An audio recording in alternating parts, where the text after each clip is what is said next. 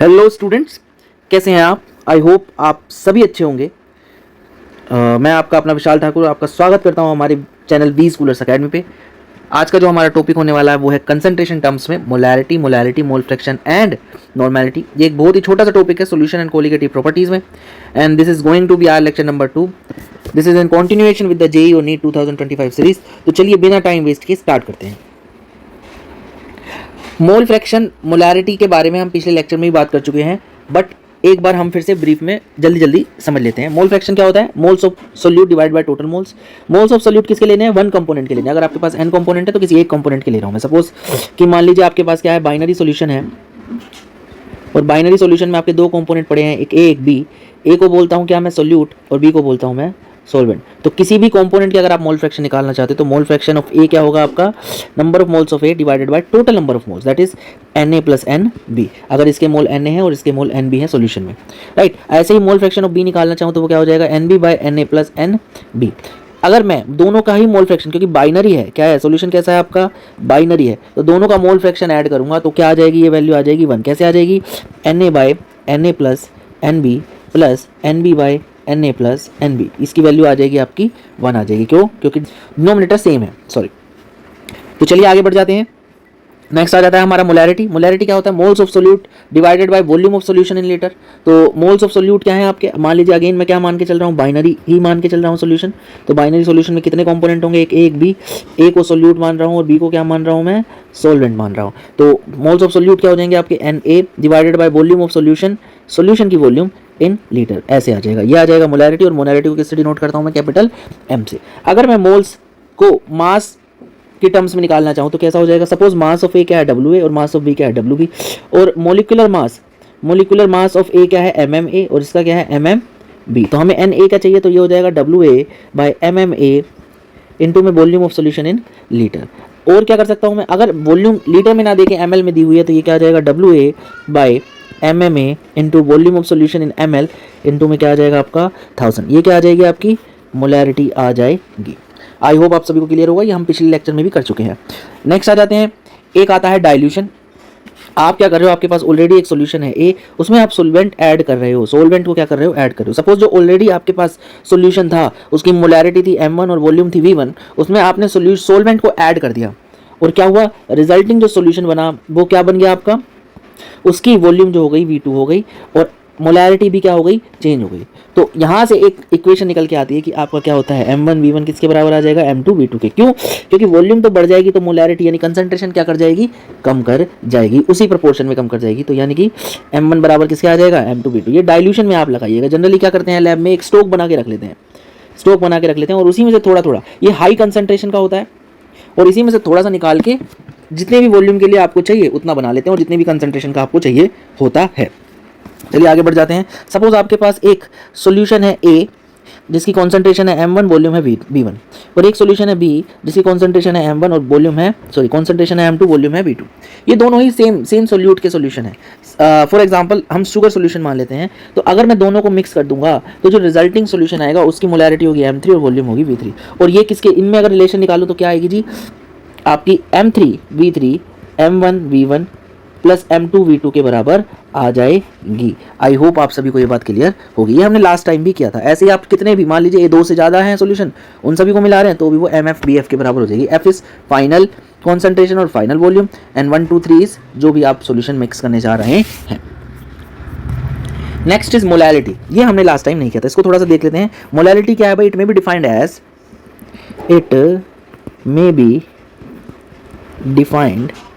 As the number of moles of solute present in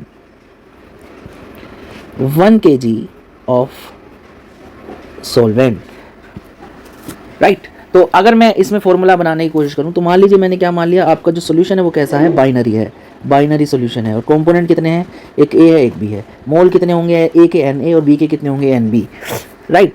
और मास क्या होगा ए का? WA, और मास बी का क्या होगा? WB। ये आ जाएंगे मोल, और ये आ जाएगा आपका मास। तो आपको क्या निकालना है? Moles of solute. सोल्यूट किसको माना है आपने? ए को सोल्यूट मान लीजिए और बी को सॉल्वेंट मान लीजिए। तो moles of A divided by mass of solvent in KG. W of B किसमें? केजी में ही चाहिए। तो ये किससे डिनोट करता हूँ मैं, स्मॉल m से डिनोट करता हूँ, ये आ जाएगा। अगर मैं इसकी यूनिट की बात करूँ तो मोल पर केजी हो जाएगी जी, मोल पर केजी, मोल सोल्यूट के और केजी सॉल्वेंट का। बहुत बढ़िया जी।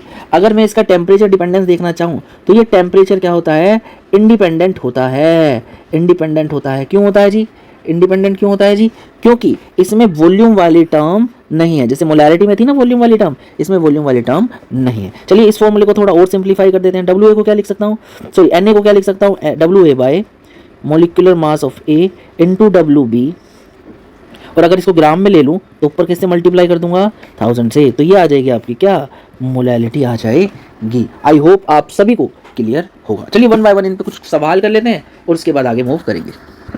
तो चलिए हमारे पास जो पहला सवाल है वो क्या है, calculate the mole fraction of ethylene glycol in a solution containing 20% of C2H6O2 by mass. आपको निकालना है मोल फ्रैक्शन, राइट, किसका निकालना है, इथाइलिन ग्लाइकोल का निकालना है। सॉल्यूशन में क्या है, 20% C2H6O2 है बाय मास, यानी कि आपके पास ये बाइनरी सॉल्यूशन है, और बाइनरी सॉल्यूशन में एक तो है आपका क्या, इथाइलिन ग्लाइकोल, और एक क्या है आपका वाटर। अब 20% ऑफ C2H6O2 क्या बताता है आपको कि आपका जो अगर सॉल्यूशन 100 ग्राम है तो उसमें 20 ग्राम क्या होगा आपका, C2H6O2 होगा, और 80 ग्राम क्या होगा आपका, वाटर होगा। अब आपको मोल फ्रैक्शन निकालना है। तो मोल फ्रैक्शन किसका निकालना है आपको, इथाइलिन ग्लाइकोल का। और वो कैसे निकलेंगे, number of moles of ethylene glycol divided by number of moles of ethylene glycol plus number of moles of water. और आपको मास दे रखा है तो मोलिकुलर मास से डिवाइड करके आप नंबर ऑफ मोल्स निकाल सकते हो। तो इथाइलिन ग्लाइकोल के मोल्स कितने हो जाएंगे, 20 बाय इसका molecular weight. Molecular weight ethylene glycol का कितना आएगा वो हम साइड में निकालते हैं। चलिए जी, C2H6O2 12 दूनी 24 प्लस 6 16 दूनी 32, कितना आ जाएगा जी, 24 6 30 32 62 ग्राम पर मोल आ जाएगा। अगर मैं H2O का निकालूं तो ये आ जाएगा 2 प्लस 16 18 ग्राम पर मोल, ये मोलिकुलर वेट आ जाएगा। तो 20 बाय क्या आ जाएगा आपका 62, ये नंबर ऑफ मोल्स आ गए इथाइलिन ग्लाइकोल के। फिर क्या आ जाएगा 20 बाय 62 प्लस फिर क्या आ जाएगा, वाटर का मास 80 है, 80 बाय क्या आ जाएगा जी आपका 18। ये आपका आ गया मोल फ्रैक्शन किसका, इथाइलिन ग्लाइकोल का। चलिए जल्दी से इसको कैलकुलेट कर लेते हैं। इसकी जो वैल्यू आ जाएगी वो आ जाएगी 0.068। अब रही बात क्या इसकी कोई यूनिट होगी, नहीं जी, ऊपर भी मोल्स हैं और नीचे भी क्या है, मोल्स है, तो ये कैसी क्वांटिटी होगी, यूनिटलेस क्वांटिटी होगी। चलिए आगे बढ़ जाते हैं। अगर मुझे मोल फ्रैक्शन ऑफ वाटर निकालना हो तो मैं क्या करूंगा, इस वाली क्वांटिटी को 1 में से सब्ट्रैक्ट कर दूंगा, क्योंकि कितने कंपोनेंट है, सिर्फ 2 ही कंपोनेंट है, राइट। तो ये कितना आ जाएगा, जल्दी से बताइए, ये आ जाएगा आपका 0.932, इसके अराउंड आ जाएगा। तो चलिए आगे बढ़ जाते हैं नेक्स्ट सवाल की तरफ। नेक्स्ट क्वेश्चन जो है वो हमारा क्या कहता है, calculate the molarity of the solution containing 5 gram of NaOH in 450 ml of solution. तो मोलैरिटी आपको निकालनी है। तो सबसे पहले देखते हैं वेट ऑफ NaOH कितना है, mass of NaOH। Mass of NaOH दे रखा है आपको 5 ग्राम। मोलिकुलर मास ऑफ NaOH क्या हो जाएगा जी, वो हो जाएगा आपका Na का 23 प्लस 16 प्लस 1 यानी 40 ग्राम पर मोल। आपका ये कुछ ऐसा सा आ जाएगा, राइट। वॉल्यूम कितनी आ जाएगी, वॉल्यूम आ जाएगी सॉल्यूशन की आपकी 450 ml। आपको पता है मोलैरिटी क्या होती है, वेट ऑफ NaOH यानी कि WA by MMA, volume in ml into में 1000। तो चलिए आइए बढ़ते हैं आगे। WA क्या है आपका 5 एंड मोलर मास क्या है आपका NaOH का 40, वॉल्यूम आपको 450 दी हुई है और 1000। इसको कैलकुलेट कर लेते हैं, कितना आ जाएगा, ये आ जाएगा आपका 0.277 मोलर। तो बहुत ही सिंपल सा क्वेश्चन था। चलिए नेक्स्ट क्वेश्चन की तरफ बढ़ते हैं हमारा।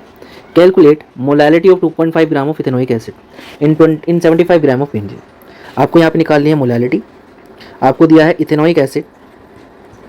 इथेनोइक एसिड दिया हुआ है आपको, जिसका फॉर्मूला है CH3COOH। कितना दिया है आपको 2.5 ग्राम, और सॉल्वेंट जो कि बेंजीन है वो आपको दिया है 75 ग्राम। इथेनोइक एसिड का अगर आप मोलर मास निकालेंगे, इथेनोइक एसिड का मोलर मास अगर आप निकालेंगे तो वो आएगा कुछ 12 plus 3 plus 12 plus 16 plus 16 plus 1 फॉर्मूले से।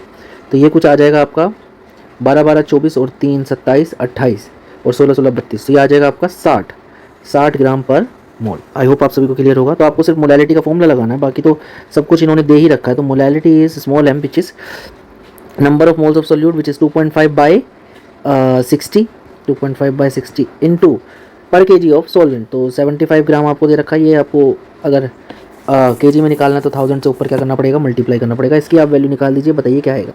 तो ये वैल्यू आपकी कुछ आ रही है 0.555 मोलर। आई होप आप सभी को क्या होगा, ये क्लियर होगा। चलिए आगे बढ़ जाते हैं।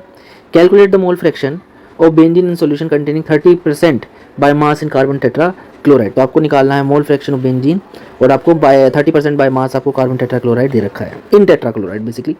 तो अगर 30% बाय मास दे रखा है, इसका मतलब क्या है, जो आपका सोल्यूट का मास है, तो बेंजीन आपका क्या है, यहाँ पे सोल्यूट है, और CCl4 क्या है, आपका सॉल्वेंट है।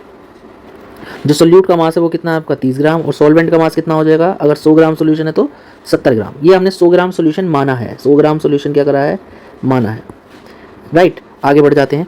नेक्स्ट आ जाते हैं, आपको मोल फ्रैक्शन निकालना है। किसका निकालना है, आपको बेंजीन का निकालना है। तो ये क्या हो जाएगा, number of moles of benzene divided by number of moles of benzene plus में number of moles of CCl4। तो बेंजीन के मोल्स कितने आ जाएंगे, 30 by molar mass of benzene. अगर बेंजीन क्या होता है C6H6, तो इसका मोलर मास कितना आ जाएगा, 12 72 और 6 78 ग्राम पर मोल। तो यहाँ पे 78 से आप डिवाइड कर दीजिए। Next is CCl4। CCl4 का आप निकालोगे तो 12 प्लस में 142। तो ये कितना आ जाएगा जी, आपका 2 2 4 4 और 1 5 154 ग्राम पर मोल आपका आ जाएगा। तो क्या आ जाएगा जी, ये आ जाएगा 30/78 प्लस कार्बन टेट्राक्लोराइड का मास दे रखा 70/154। तो नंबर ऑफ मोल्स आपने सभी के निकाल दिए हैं। अब आपको बताना है इसकी वैल्यू कितनी आएगी। तो इसकी वैल्यू जो आएगी वो क्या आएगी जी, 0.4579, राइट। एंड ये यूनिट लेस होगा। अगर आपको मोल फ्रैक्शन निकालना है इसका CCl4 का, तो इसको आप सब्ट्रैक्ट कर दीजिए 1 से, 0.4579 कितना आ जाएगा जी, ये आ जाएगा कुछ आपका 0.5420 के अराउंड। तो चलिए नेक्स्ट क्वेश्चन की तरफ बढ़ते हैं। नेक्स्ट क्वेश्चन कहता है calculate the molarity of each of the following solution. आपको दो क्वेश्चन दिए हैं इसमें, ए और बी। पहले ए कर लेते हैं, उसके बाद बी की तरफ बढ़ेंगे। तो ए का कह रहा है 30 gram of CONO3 2.6H2O in 4.3 litre of solution. आपको बताना है मोलैरिटी क्या आए। तो चलिए आइए करते हैं। तो आपको दे रखा है 30 ग्राम ऑफ ए में कोबाल्ट नाइट्रेट .6H2O, और वॉल्यूम कितनी दी है, volume of solution 4.3 litre. Next हम निकाल लेते हैं molecular weight of cobalt nitrate .6H2O का। तो कोबाल्ट का जो मास है वो है आपका 59 प्लस नाइट्रोजन का 14, 16 × 48, ऑक्सीजन का 16 इंटू में 2 प्लस में जो वाटर का होता है वो 18 होता है, 18 × 6। तो ये कुछ आ जाएगा आपका 273 के अराउंड, 273 ग्राम पर मोल। तो डायरेक्ट फॉर्मूले में रखते हैं और आपका आंसर आ जाएगा। तो मोलैरिटी आपकी क्या होती है, मोलैरिटी होती है आपकी number of moles of solute. तो given mass upon molar mass, molar mass कितना है 273, and volume of solution in litre, क्योंकि लीटर में ही दे रखा है। तो इस बार मुझे 1000 से मल्टीप्लाई करने की ज़रूरत नहीं है, बस इसको सॉल्व करना है। तो इसकी कुछ वैल्यू आ जाएगी 0.0255 मोलर। आई होप आप सभी को क्लियर होगा। चलिए आ जाते हैं क्वेश्चन नंबर बी की तरफ। बी कह रहा है कि आपका एक सॉल्यूशन है H2SO4 का 30 ml और 0.5 मोलर H2SO4, इसको डाइल्यूट कर दिया, डाइल्यूटेड टू 500 ml। तो आपको बताना है मोलैरिटी क्या होगी। तो हमने डाइल्यूशन का कॉन्सेप्ट पढ़ा था, हमने देखा भाई M1 क्या है आपकी, यानी इनिशियल मोलैरिटी क्या है आपकी 0.5 मोलर, और वॉल्यूम क्या है इनिशियल आपकी 30 ml, फाइनल वॉल्यूम क्या है आपकी 500 ml। आपको क्या निकालना है, मोलैरिटी। तो कैसे निकालेंगे आप M1 V1 equal to M2 V2। M1 कितना दिया है आपको 0.5 इंटू में 30, M2 कितना दिया है आपको नहीं पता, और V2 कितना है आपको 500। तो M2 कितना आ जाएगा आपका 0.5 इंटू 30/500। इसको सॉल्व कर, इसकी कुछ वैल्यू आ जाएगी 0.03 मोलर। तो देखिए यहाँ पे एक चीज़ बताएंगे हम कि वॉल्यूम बढ़ाने से आपकी कंसनट्रेशन उसी तरीके से क्या हो गई, कम हो गई, इसलिए M1 V1 equal to M2 V2 अपने आप आ जाएगा। चलिए आगे बढ़ जाते हैं नेक्स्ट क्वेश्चन की तरफ। नेक्स्ट क्वेश्चन हमारा कहता है calculate the mass of urea required in making 2.5 kg of 0.25 molal aqueous solution. यहाँ पे लिखा है जी मोलल, मोलल का मतलब होता है मोलैलिटी, और मोलर का मतलब होता है मोलैरिटी। आई होप आप सभी को क्या होगा, क्लियर होगा। तो मास ऑफ यूरिया आपको निकालना है और 2.5 kg ऑफ सॉल्वेंट आपने ले लिया, तो मास ऑफ यूरिया निकालना है आपको। मोलैलिटी कितनी दी है आपको, क्या क्या दिया है पहले वो देख लेते हैं। Molality is 0.25 molar, right. And solvent, mass of solvent कितना दिया है, सॉल्वेंट मास कितना दिया है आपको 2.5 kg।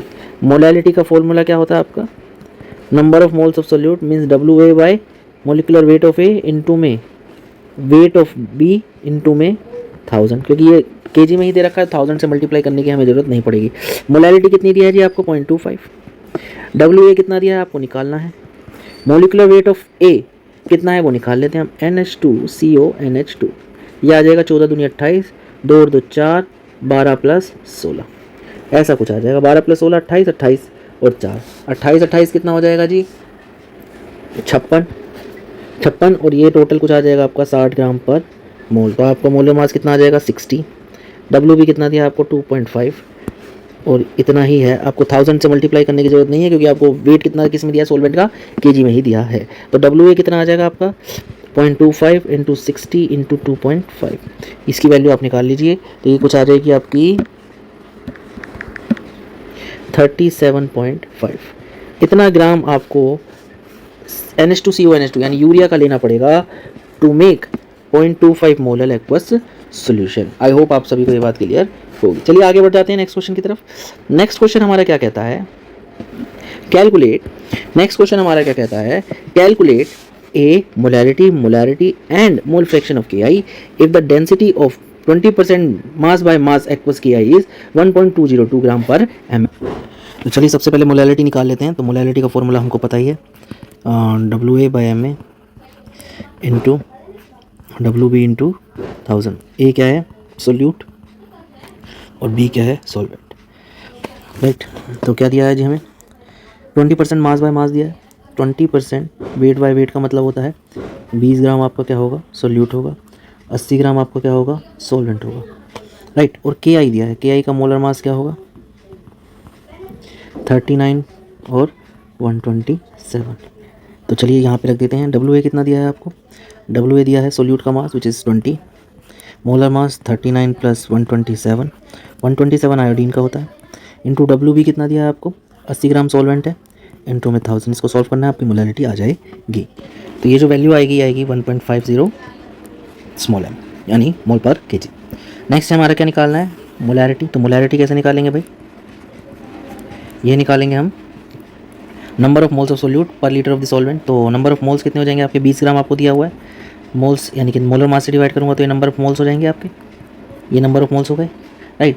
अब इसमें वॉल्यूम निकालनी है, तो हमें पता है मास अपॉन डेंसिटी। मास कितना है 100 ग्राम, डेंसिटी कितनी दी है 1.202। तो यहाँ से आपका क्या आ जाएगी वॉल्यूम आ जाएगी इन ml, राइट। तो आपको वॉल्यूम ही चाहिए, तो वॉल्यूम कितनी आ जाएगी सॉल्यूशन की 1.202 ml, और ml को 1000 से मल्टीप्लाई करूँगा तो क्या आ जाएगा लीटर। तो ये ml आप काट दीजिए, आप लीटर में आ गया आंसर। तो यानी कि नंबर ऑफ मोल्स हो गए आपके ये वाले और लीटर में वॉल्यूम हो गई ये वाली। आई होप आप सभी को क्लियर होगा। तो इसको सॉल्व कर लीजिए और आपका आंसर आ जाएगा। तो यह आंसर आ जाएगा कुछ आपका 1.45 m मोल पर लीटर। नेक्स्ट आपको निकालना है मोल फ्रैक्शन ऑफ KI। तो मोल फ्रैक्शन निकालने के लिए मैं थोड़ी सी पहले जगह बना लेता हूँ, यहाँ पे बना लेते हैं हम थोड़ी जगह, राइट। तो पेन चेंज कर लेते हैं।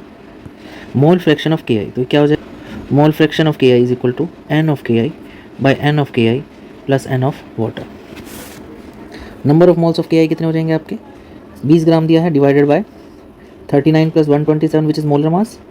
सिमिलरली 20 बाय 39 प्लस 127 प्लस में वाटर के मोल्स कितने हो जाएंगे 80 बाय 18। आई होप आप सभी को क्लियर होगा। इसकी वैल्यू आप निकालेंगे तो कुछ आ जाएगी, ऊपर वाली जो वैल्यू आ जाएगी वो आ जाएगी 0.120, ये वाली भी कितनी आ जाएगी आपकी 0.120 प्लस 80 बाय 18 आ जाएगा आपका 4.44। इसको आप सॉल्व करेंगे तो ये कुछ आ जाएगा, ये कुछ वैल्यू आ जाएगी 0.026 मोल फ्रैक्शन। तो ये है आपका सॉल्यूशन। तो चलिए नेक्स्ट टॉपिक की तरफ बढ़ते हैं हम। हमारा जो नेक्स्ट टॉपिक हमारा क्या नॉर्मेलिटी होती क्या है। अगर नॉर्मेलिटी की बात करूँ तो नॉर्मेलिटी जनरली कंसंट्रेशन टर्म है जो सॉल्यूशन के लिए यूज़ की जाती है। It is defined as the number of equivalent of solute present in 1 litre of solution. 1 litre solution में आपका सोल्यूट कितना पड़ा है, इक्विवेलेंट ऑफ सोल्यूट कितने पड़े, बेसिकली ये है। यहाँ पे number of moles as such term नहीं यूज़ की गई है, यहाँ पे यूज़ की गई है नंबर ऑफ इक्विवेलेंट्स। तो उसके बारे में अभी हम बात करेंगे। तो नॉर्मेलिटी किससे डिनोट की गई है, एन से डिनोट की गई है। Number of equivalent of solute और वॉल्यूम ऑफ सॉल्यूशन कितनी है आपकी, 1 लीटर। तो ये नंबर ऑफ इक्विवेलेंट अगर हमें समझ में आ जाए तो हमें समझ में आ जाएगा कि डिफरेंस क्या है मोलैरिटी और मोलैरिटी में। तो नंबर ऑफ इक्विवेलेंट क्या होते हैं, नंबर ऑफ इक्विवेलेंट होते हैं आपके, नंबर ऑफ इक्विवेलेंट जो होते हैं वो आपके मास, अगर किसी का मास दे रखा है मास डिवाइडेड बाय इक्विवेलेंट मास। वहाँ पे आप मोलिकुलर मास से डिवाइड करते हैं, यहाँ पे आप इक्विवेलेंट मास से डिवाइड करते हैं। अब इक्विवेलेंट मास जो होता है वो होता है molar mass divided by N factor. तो गेम सारी किसकी आ रही है, ये एन फैक्टर की। तो एन फैक्टर अभी हम निकालना सीखेंगे, पहले हम समझ लेते हैं क्या गेम चल रही है। तो नॉर्मेलिटी क्या है, number of equivalent of solute divided by volume of solution in litre. अब नंबर ऑफ इक्विवेलेंट क्या है, वेट अपॉन इक्विवेलेंट वेट। और अगर वॉल्यूम ऑफ सॉल्यूशन में ml में ले लूँ तो मुझे किससे मल्टीप्लाई करना पड़ेगा, ऊपर 1000 से। बहुत बढ़िया, तो ऐसा सा कुछ आ जाएगा। ये नॉर्मेलिटी का फॉर्मूला आ गया। नॉर्मेलिटी का फॉर्मूला क्या आ गया जी, weight upon equivalent weight into volume of solution in ml into 1000। और इसको कैसे लिख सकता हूँ, weight upon molecular weight into V in ml into 1000। N factor molecular weight के नीचे आएगा तो एन फैक्टर को कहाँ ले जाता हूँ, ऊपर। आप देखेंगे ये कुछ और नहीं है, ये आपकी मोलैरिटी ही है। तो क्या आ जाएगा, नॉर्मेलिटी मोलैरिटी इंटू क्या आ जाएगा, एन फैक्टर। तो गेम सारी कहाँ चेंज हो रही है आपकी, यहाँ एन फैक्टर पे। एन फैक्टर कैसे निकलता है उसके बारे में बात करेंगे। तो देखिए नॉर्मेलिटी इंटू नॉर्मेलिटी क्या है आपकी, मोलैरिटी इंटू वैलेंस फैक्टर या फिर एन फैक्टर। आई होप आप सभी को क्लियर होगा। अगर मैं नॉर्मेलिटी को ml वॉल्यूम से मल्टीप्लाई करता हूँ विच इज़ इन ml, तो आपको मिलेंगे मिली इक्विवेलेंट्स किसके, सोल्यूट के, क्योंकि आप ऊपर सोल्यूट लेके चल रहे थे, राइट। और नॉर्मेलिटी किसके बराबर है, m इंटू एन फैक्टर के, ठीक है। तो n into V in ml जो कि मिली इक्विवेलेंट ऑफ सोल्यूट है वो क्या हो जाएगा, m इंटू एन फैक्टर जो कि नॉर्मेलिटी है इंटू में v इन ml। आई होप आप सभी को क्लियर होगा। बस मैंने n की जगह क्या लिख दिया, m इंटू एन। ये है मिली इक्विवेलेंट। अगर वॉल्यूम क्या है किसमें, ml में। अगर मैं वॉल्यूम ले लूँ लीटर में तो ये हमें मिली इक्विवेलेंट ना देके क्या देगा, सिर्फ इक्विवेलेंट्स देगा, इक्विवेलेंट्स देगा। तो n into V in litre किसके बराबर हो जाएगा, molarity into N factor into volume of solution in litre. तो इक्विवेलेंट दे रखे या मिली इक्विवेलेंट दे रखा है, ये आपको थोड़ा सा ध्यान रखना पड़ेगा। चलिए आगे बढ़ जाते हैं। तो अगला क्या है, इक्विवेलेंट ऑफ ए कैसे निकालूंगा, molar mass of A divided by N factor, यानी कि molar mass of A divided by N factor, right. Equivalents of A की अगर मैं बात करूँ, ये था इक्विवेलेंट वेट, यानी इक्विवेलेंट मास या इक्विवेलेंट वेट था। अब इक्विवेलेंट्स ऑफ वेट क्या होगा, W बाय इक्विवेलेंट वेट। ये जो इक्विवेलेंट वेट ऊपर निकाला, जो गिवन मास है, W क्या है आपका, गिवन मास, और इक्विवेलेंट E क्या है आपका, इक्विवेलेंट वेट। अब इक्विवेलेंट वेट से आपको गिवन मास को डिवाइड करना पड़ेगा, तो आपका क्या आ जाएगा, इक्विवेलेंट्स ऑफ ए, जो किसके बराबर है, n into V of litre के, या फिर m into V of litre into N factor के इक्विवेलेंट्स। अगर यहाँ पे मिली इक्विवेलेंट सारे होते तो वॉल्यूम किस में लेता, ml में लेता। Next is number of equivalent of A किसके बराबर होंगे, number of moles of A into N factor. अच्छा ये बात समझ लेते हैं, जो मोलैरिटी है उसकी यूनिट होती है मोल पर लीटर, और वॉल्यूम की यूनिट क्या है, लीटर, और एन फैक्टर क्या है, 1 नंबर। तो लीटर से क्या हो जाएगा, लीटर कट जाएगा, तो क्या आ जाएगा, मोल इंटू एन फैक्टर। तो इक्विवेलेंट्स किसके बराबर है, ये क्या था आपका, इक्विवेलेंट्स ही तो था।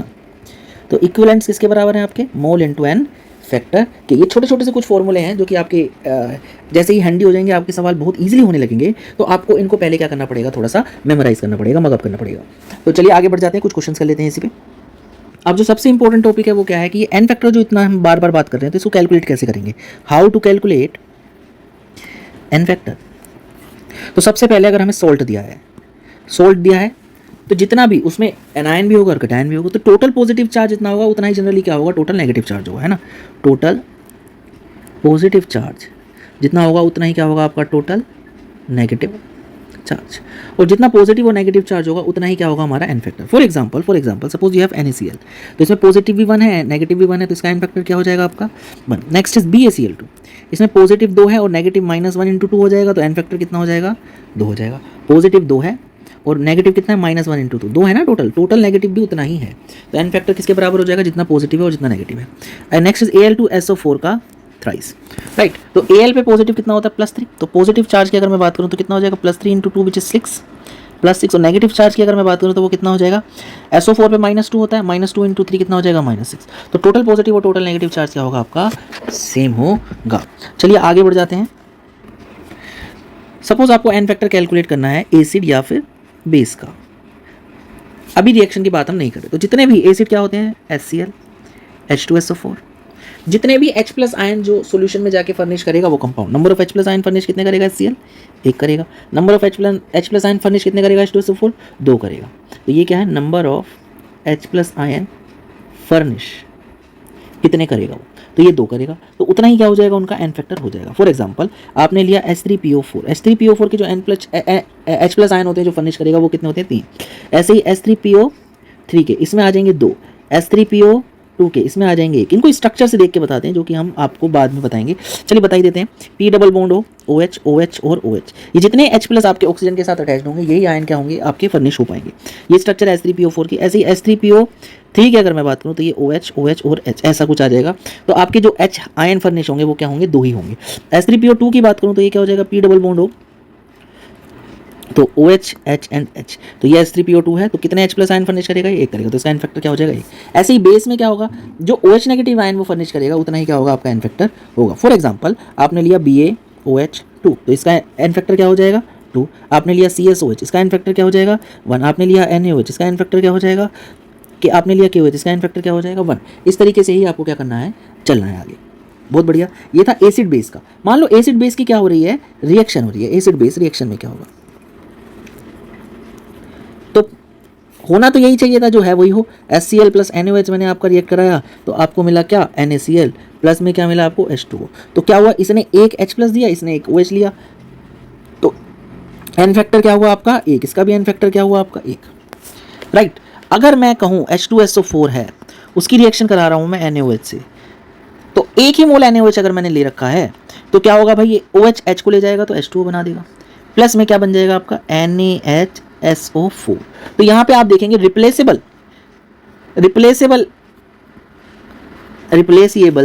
H प्लस और OH नेगेटिव जितने होंगे वही क्या होगा आपका एन फैक्टर। तो आप देखेंगे इसमें 2 में से सिर्फ एक ही रिप्लेस हुआ है, तो इसका एन फैक्टर क्या हो जाएगा 1। इसका एन फैक्टर तो क्या था, OH नेगेटिव निकल गया, एन फैक्टर क्या था 1, राइट। तो आपको ये देखना पड़ेगा जब भी रिएक्शन होगी तो कितने रिप्लेस हुए हैं, आपको वो ध्यान में रखना पड़ेगा। नेक्स्ट आ जाते हैं आपका रिडॉक्स में। रिडॉक्स में आप कैसे निकालते हैं, जब भी रिडॉक्स रिएक्शन होगी तो एन फैक्टर आपका किसके बराबर होगा, नंबर ऑफ इलेक्ट्रॉन लूज और गेन, कितने इलेक्ट्रॉन वो लूज कर रहा है या कितने इलेक्ट्रॉन वो गेन कर रहा है। फॉर एग्जांपल आपको मैंने एक रिएक्शन दी, MnO4 नेगेटिव से Mn2 पॉजिटिव जा रहा है, राइट। और यहाँ पे जो ऑक्सीडेशन स्टेट है Mn की वो +7 है, यहाँ पे जो है वो +2 है। तो जहाँ पे भी ऑक्सीडेशन स्टेट ज़्यादा है वहाँ आप इलेक्ट्रॉन ऐड कर दीजिए, 5 इलेक्ट्रॉन। Mn की संख्या क्या थी, बराबर थी। अब ये 4 ऑक्सीजन है, ऑक्सीजन को बैलेंस कर देता हूँ 4H2O, और यहाँ पे क्या आ जाएगा आपका 8H पॉजिटिव। ये बैलेंसिंग आप रिडॉक्स में कर चुके हैं, राइट। तो देखेंगे आप नंबर ऑफ इलेक्ट्रॉन लूज और गेन कितने हैं आपके 5, तो एन फैक्टर कितना हो जाएगा आपका 5 हो जाएगा। नेक्स्ट आ जाते हैं किस पे, इक्विवेलेंट वेट पे। इक्विवेलेंट वेट क्या होता है, molecular mass by N factor, molecular mass by N factor. इसका मोलिकुलर मास अगर मैं m मान लूँ तो एन फैक्टर कितना है 5, तो इक्विवेलेंट वेट कितना हो जाएगा m/5, राइट। ऐसा सा कुछ हो जाएगा। मान लो कि मैं ऊपर निकालना चाहता हूँ सॉल्ट के केस में, तो NaCl के केस में इक्विवेलेंट वेट कितना हो जाएगा, मैं दूसरे कलर से लिख लेता हूँ। तो इक्विवेलेंट वेट हो जाएगा आपका, मोलिकुलर वेट अगर m से मानूँ तो m/1। BaCl2 के केस में हो जाएगा m/2। Al2SO4 थ्राइस के केस में हो जाएगा m/6, क्योंकि 6 आया था ना इनका इन फैक्टर। बहुत बढ़िया। एसिड बेस के केस में कितना हो जाएगा, HCl में हो जाएगा m/1, H2SO4 में हो जाएगा m/2, H3PO4 में हो जाएगा m/3, H3PO3 में हो जाएगा m/2, H3PO2 में हो जाएगा m/1। ये इक्विवेलेंट वेट निकाल रहा हूँ मैं, इक्विवेलेंट वेट जिसको हम E से डिनोट कर रहे थे। BaOH2 में क्या हो जाएगा m/2, बाकी सभी में नीचे जो भी निकाल रखे हैं वो क्या है m/1। ये एन फैक्टर था आपका।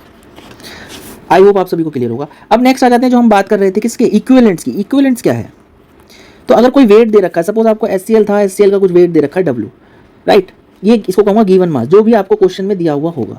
तो गिवन मास को आपको क्या करना है, गिवन मास को अगर आप डिवाइड करते हो इक्विवेलेंट वेट से तो वो क्या आ जाएगा, नंबर ऑफ इक्विवेलेंट आपको मिल जाएंगे।